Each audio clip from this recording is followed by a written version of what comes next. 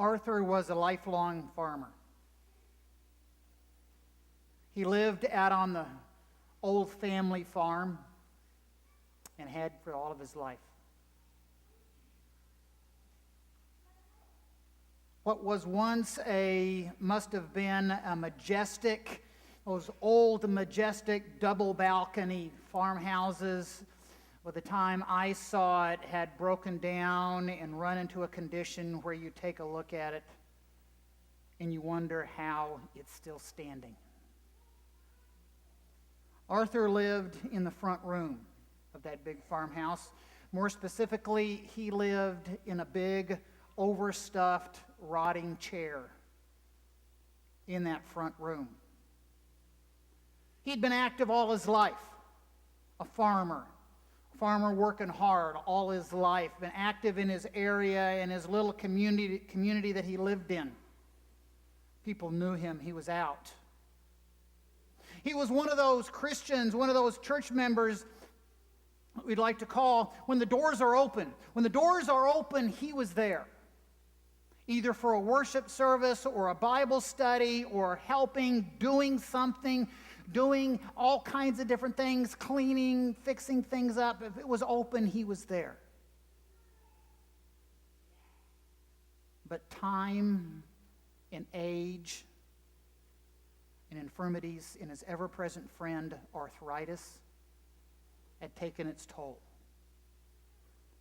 And he had progressed from someone that everybody would recognize to a name on a page, and a name that a few of the old-timers would say, "Has anybody seen Arthur lately?" And most of the congregation would not recognize him if you walked up to him. He was a forgotten man, forgotten by everybody but me. It was my job. I was sent to go visit Arthur. I didn't mind. It's my job. I like doing it. So I went out to Arthur's house, and the first time I went out to see him, it was a memorable experience stepping into that front room.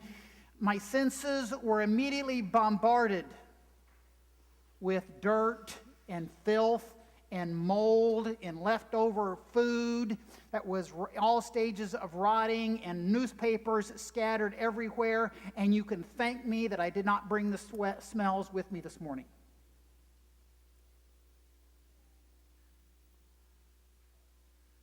I quickly learned when I visited Arthur is to wear blue jeans, because Arthur, all he wore was coveralls, and he didn't care, and blue jeans are a lot tougher.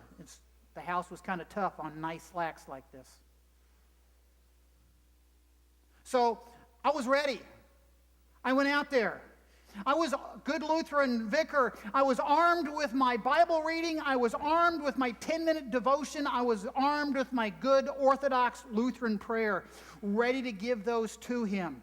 And I quickly learned Arthur didn't want any of those things. Arthur wanted to talk about the big things. Arthur wanted to talk about the goodness of God.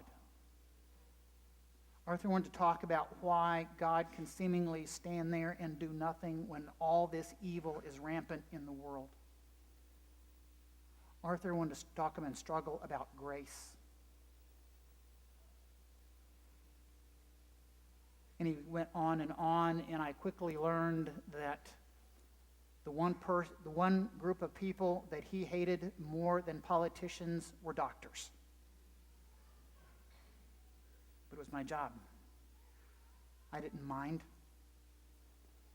And so we would get mad at each other, and we would laugh with each other, and we would talk with each other, and we would struggle with each other, and we would cry occasionally with each other. And most of all, we would dig into this Word of God and struggle with what God was saying to us and how it applied in our lives.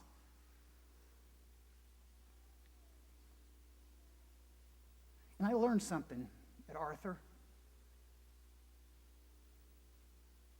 That this thing called faith, is more than simply a body of knowledge.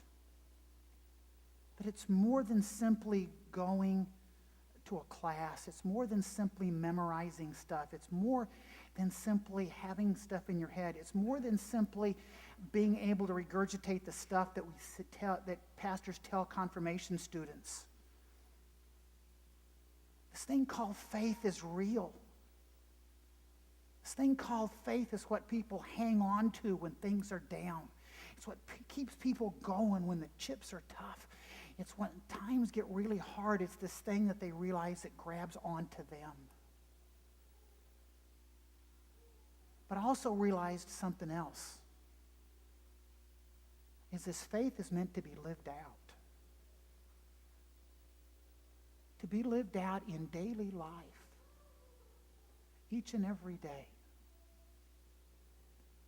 And so yes, there were days when I was over at Arthur's house and I cleaned and I picked up.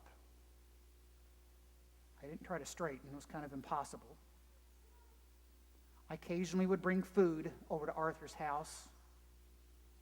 And yes, on occasion, I actually helped Arthur change clothes.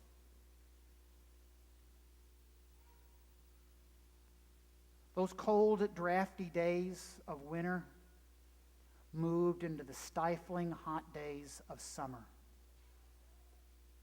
And I watched Arthur's condition steadily progress worse and worse and worse.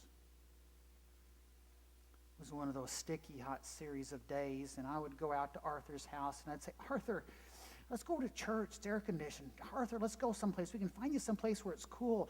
We can take care of the heat. You don't have to suffer in this heat. And every time I'd bring something like that up, Arthur would go off on a rant about something, so I gave up. Didn't mention it again until the day I walked in and Arthur was on the floor. And I didn't give him an option that day. I helped the medics lift his frail body off the floor onto the gurney and put him in the ambulance. And somehow Arthur was resigned to the fact that he had to go to the one place that he hated the most. Hospital. Arthur had no family. Parents long since dead. He had the income from renting out the family farm as his income and a county caretaker to help him take care of things. In the days long before HIPAA, I became his family. And the doctor would talk to me about what was going on. And watched him steadily get worse, sometimes in big steps, sometimes in slow steps. I asked the doctor one time, was it the heat? The heat just kept get up to him, and he looked at me, and he just kind of smiled and shook his head and said, Arthur's just old. And I did what I knew. I did the only thing that I knew to do. I comforted him with what I had. We read Psalm 23 and said the Lord's Prayer together over and over and over again. We had said it before, we'd say again. And each time I said it, Arthur would sit there and he would repeat it back to me. At the same time I was saying it, he would be saying it as well, from years of doing it on his own. And sometimes it was with a strong voice, and sometimes it was with a weak voice. Until the day it came where he couldn't say it anymore with me. I was there when Arthur died. And I cried. Arthur had an impact on my life more than any classroom or book or lecture or sermon I heard before or since. But I also came to realize is that somehow, some way, God used this messed up train wreck of a vicar to impact Arthur's life. The Lord did not say, "Blessed are you if you know or teach or preach or memorize." He said, "Blessed are you if you do these things." On that last night of Jesus' life,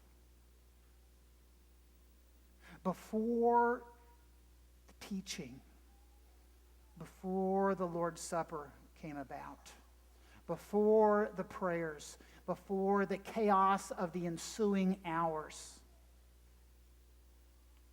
Jesus impacts the disciples' life in ways they didn't understand then and we barely understand now. He impacts their life, he rattles their sensibilities, shakes their understandings, and he takes them not just out of their comfort zone, but completely out of the county. And he sits there and he takes water and a towel and he goes and he washes the feet of James and John and Andrew. He washes the feet of Peter. Brash Peter. Yes, Peter who's got foot and mouth disease, who seemingly has his foot in his mouth more than is common. But he also goes out and washes the feet of the person you'd absolutely least expect in the world. He washes the feet of Judas. And he sat there and he said, "If I then, your Lord and teacher, have washed your feet, you also ought to wash one another's feet. For I have given you an example that you should do just as I have done to you. Truly, truly, I say to you, a servant is not greater than his master, nor is a messenger greater than the one who sent him." Jesus sends us to wash feet. Jesus sends us to impact lives. So who is the Arthur in your life? Who is the Arthur that God has brought in front of you? Who is the Arthur that God has brought into your life, that he's bringing that person there to let you impact their life? Parents, grandparents, I hope when I ask that question, I dearly hope that the first people you thought of was your children. Because that's who God has placed in front of you. That's the people that God has placed in front of you, is your children, to impact their life. That they would know Jesus Christ. They would know this grace and this love that he has for them. In the book of Acts, it says Paul is out traveling and Paul comes across this guy, and Paul comes across a kid by the name of Timothy. And Timothy's just a guy that people speak highly of. But Paul says, I'll impact his life. I'll impact his life. I'll take him with me. And Timothy goes from being just somebody to one of the leaders of the church, a pastor, a teacher. Paul writes letters that bear his name. He's the right-hand man of Paul. So the question is, who are the Arthurs in your life? Who has God moved right in front of you and brought right in front of you to impact their life? Jesus said, "If I then, your Lord and teacher, have washed your feet, you also ought to wash one another's feet.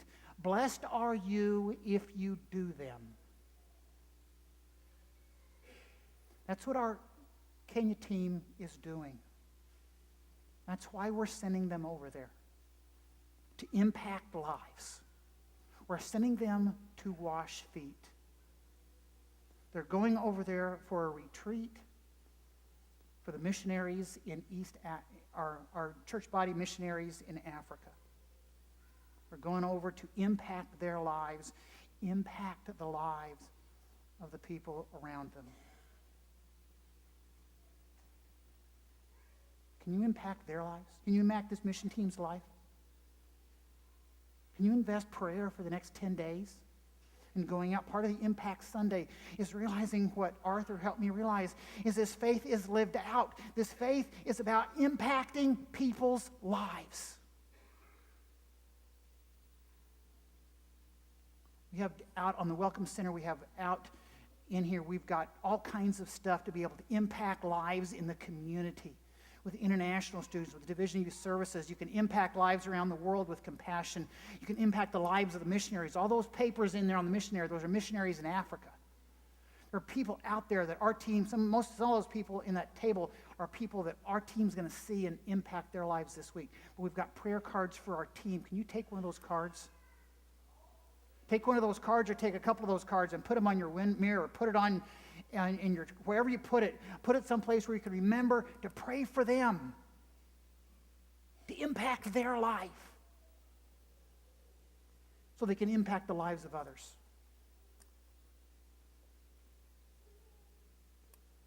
At Arthur's funeral, a lady came up to me, an elderly lady, and she said and she shared. And when she was young and her husband was young, they had 3 young children. And hunger was an ever-present reality in their life. Desperate hunger. And she said it was Arthur. Arthur who could sometimes be cantankerous, and Arthur who could sometimes be argumentative, and Arthur was Arthur, she said, somehow just knew exactly when. But he would come up to them and he'd have a great big basket of something fresh and say, can you do me a favor? I've got more of this than I can possibly use. Can you take this off my hands? She said she never forgot the impact that Arthur had on her life. And neither have I. Bow your heads with me, please.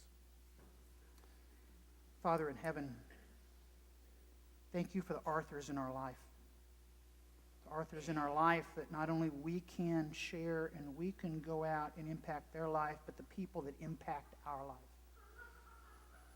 Let us see those Arthurs as we go through life and as we walk through our days. Slow us down that we can see the Arthurs. We can impact them. Amen.